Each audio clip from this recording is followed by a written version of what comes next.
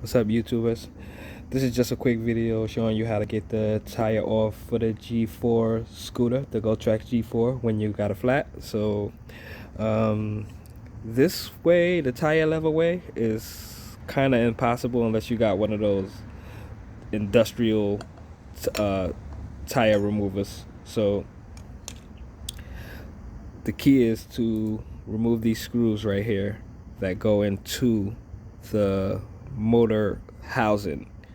So it's 1, 2, 3, it's 6 screws that go around. You got to take all of these screws out.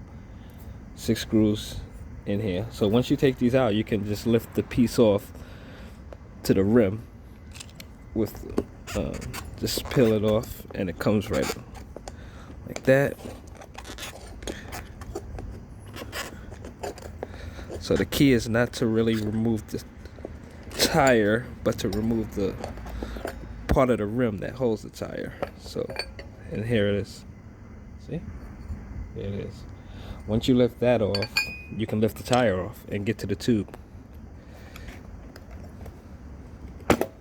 Like that. Boom.